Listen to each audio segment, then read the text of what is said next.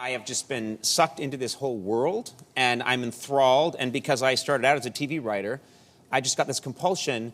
I want to meet the writer behind all this. I want to meet the mind that created all of this, so you were very nice to come. Thanks for being here. Oh, are you kidding? Thank you so much. People don't get to see you. People see your name, but they don't see you. Well, it's just as well, I think. No. This is a good thing. First of all, so much to talk about. The idea for Breaking Bad. I remember when I first heard the idea of a chemistry teacher in high school getting sick, and he starts making meth to just pay the bills, Sure. And then it leads to one thing. I thought, when I just heard the idea, I thought, that's a great idea. How did you get that idea? I was talking to a buddy of mine named Tom Schlansky, who's one of my writers now. A guy I went to NYU Film School with many years ago. Mm-hmm. And he and I had both been writers on The X-Files. And Right. At this point in time, we were a couple years out from doing that show. Were you unemployed at the time? We were very much unemployed, and we were very much hoping some other job was coming our way.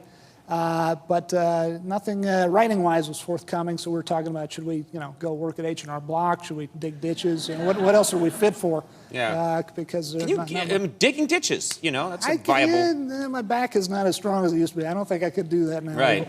I got nothing. Dig ditches or create a genius TV show.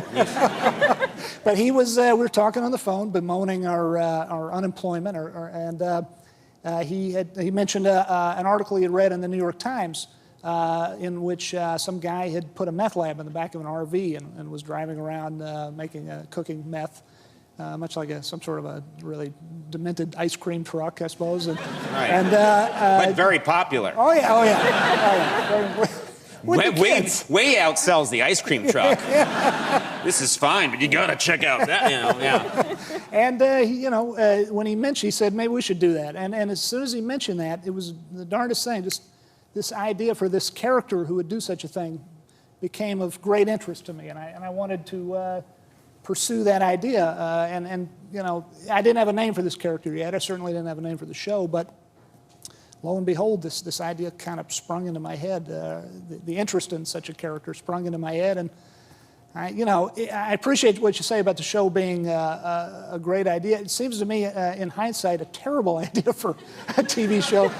Right. With a 50-year-old guy dying of cancer, cooking crystal meth, I am amazed to this day. Right? Well, I'm glad it's not a multi-camera sitcom with an audience. It's not the next Cosby Show, but still, I think you're right. When you hear about a lot of classic television shows, someone could tell you the idea and you could say that's terrible. Yeah. But also, if it's executed correctly, it's brilliant. I'm curious about something. You seem like such a nice, mild-mannered fellow.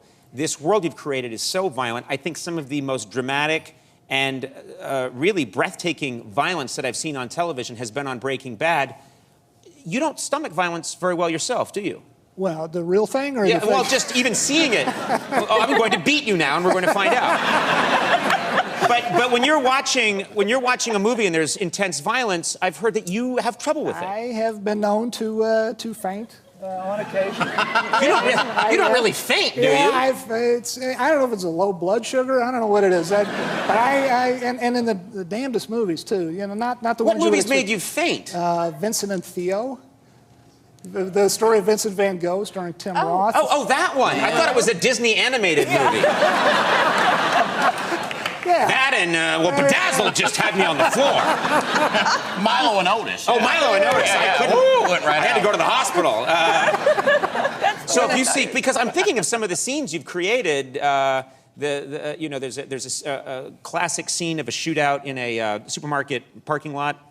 Or I think it was a Walmart parking lot, and but just some of the scenes are so powerful, but you yourself, you're not comfortable with it. No, and it on the surface it seems very counterintuitive, doesn't it? That I would that kind of stuff would affect me, and yet my wonderful writers and my 6 excellent writers and I would write that kind of stuff, but it seems to me that you write the things that excite you or horrify you, and so when you think about it in those terms, it kind of makes sense, in a way, you need to deal with the stuff that you're the most uncomfortable with to create something powerful. Yeah, maybe it's something like that. I don't know. This is a therapy session. Yeah, I know, right? Yeah, Conan, that's it.